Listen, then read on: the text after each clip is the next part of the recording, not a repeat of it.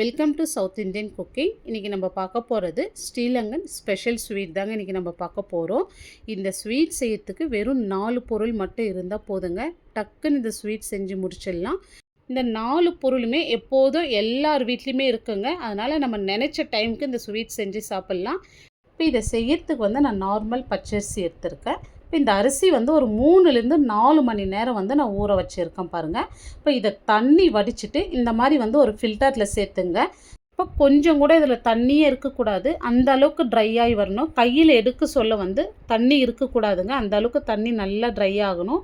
நீங்கள் இதுக்கு பதில் ஒரு காட்டன் துணியில் நீங்கள் அரிசி சேர்த்துட்டு ஒரு 5 மினிட்ஸ் ஃபேன் காற்றுல வச்சாவே தண்ணி நல்லா இழுத்துரும். இந்த மாதிரி நல்லா தண்ணி வடிஞ்ச பிறகு இப்போ நான் மிக்ஸி ஜாரில் சேர்த்துட்றேன். இப்போ இந்த அரிசியோட அளவு பார்த்திங்கன்னா மெஷரிங் கப்பில் 1.5 கப் அளவு நான் எடுத்திருக்கேன். இதுக்கு பதில் நீங்கள் டம்ளரில் கூட அளவு எடுத்துக்கலாம். ஏன்னா நம்ம எதில் அரிசி அளக்கிறோமோ அதில் தான் நம்ம வெல்லம் எடுத்துக்க போகிறோங்க. இப்போ இதை ரொம்ப நைஸாக அரைச்சிடாதீங்க. பாருங்கள், நான் இந்த அளவுக்கு அரைச்சிருக்கேன். அரிசி அரைச்சிட்டு ஜலிக்க தேவையில்லை, நம்ம அப்படியே தான் சேர்க்க போகிறோம். இப்போ நம்ம அரைச்சதை வேற ஒரு பவுலில் மாற்றிடலாம். இப்போ இந்த மாவு எந்த அளவுக்கு நைஸாக இருக்கணும்னா ரவை விட கொஞ்சம் நைஸாக இருக்கணுங்க. அப்போ தான் இந்த ஸ்வீட் நல்லா சாஃப்டாகவும் சாப்பிட்றதுக்கு ரொம்ப சூப்பராக இருக்கும். பாருங்கள், உங்களுக்கு பார்த்தாவே தெரியும் ரவை விட நைஸாக இருக்குது பாருங்கள். இந்த மாதிரி நைஸாக இருக்கிற மாதிரி அரைச்சி எடுத்துங்க.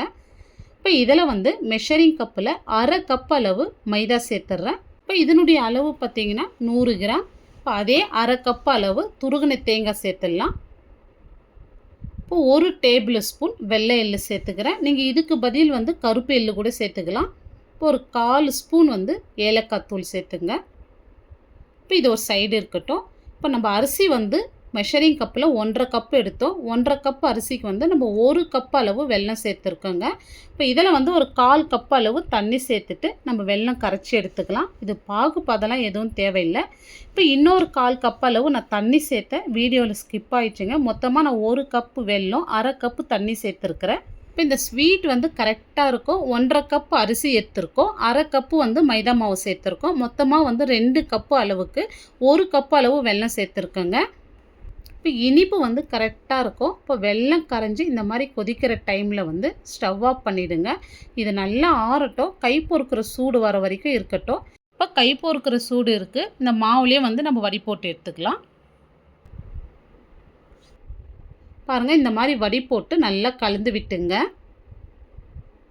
இப்போ இந்த இடத்துல உங்களுக்கு தேவைப்பட்டால் கொஞ்சமாக தண்ணி ஆட் பண்ணிங்க. எனக்கு கரெக்டாக இருக்குது பாருங்கள்.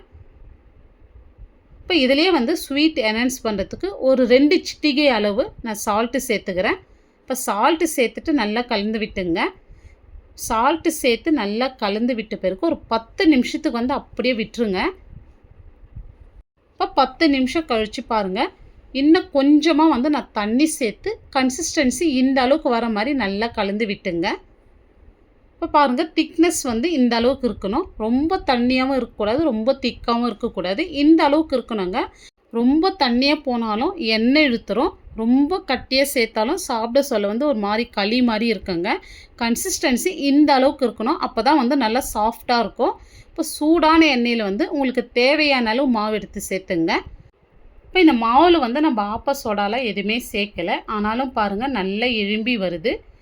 இப்போ இந்த மாதிரி எழும்பி வந்ததை திருப்பி விட்டுடலாம். ஃப்ளேம் மீடியமாகவே இருக்கட்டும், அப்போ தான் உள்ளே நல்லா வெந்து வரும். இப்போ 2 பக்கமே இந்த மாதிரி ஈவனாக கலர் வந்ததுமே நம்ம எடுத்துடலாம்.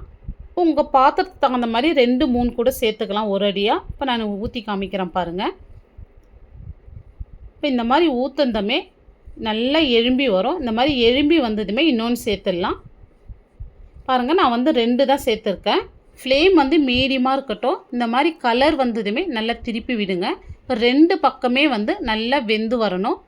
இந்த மாதிரி ஈவனாக கலர் வந்ததோ நம்ம எடுத்துடலாம்.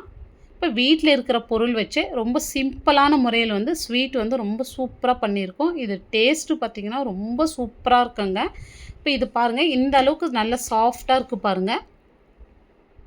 சாஃப்ட்னஸ் பாருங்கள், ரொம்ப சூப்பராக இருக்கும். இந்த ஸ்வீட் செஞ்ச உடனே சாப்பிட்றத விட நீங்கள் மறுநாள் வச்சு சாப்பிட்டிங்கன்னா டேஸ்ட்டு ரொம்ப பிரமாதமாக இருக்கும். இப்போ புட சொல்லவே பாருங்கள் எவ்வளோ சாஃப்டாக இருக்குது. இப்போ இந்த ஸ்வீட்டில் வந்து எண்ணெயே இல்லை பாருங்கள். ஏன்னா வந்து நம்ம ஆப்ப சோடா சேர்க்கல, அதனால் சுத்தமாக எண்ணெயே இழுக்கல பாருங்கள். இப்போ இந்த வீடியோ உங்களுக்கு பிடிச்சிருந்தா கண்டிப்பாக நீங்கள் செஞ்சு பாருங்கள். செஞ்சு பார்த்துட்டு எப்படி வந்ததுன்னு உங்களுடைய ஃபீட்பேக்கை கமெண்ட்ஸில் சொல்லுங்கள். லைக் பண்ணுங்கள், ஷேர் பண்ணுங்கள்.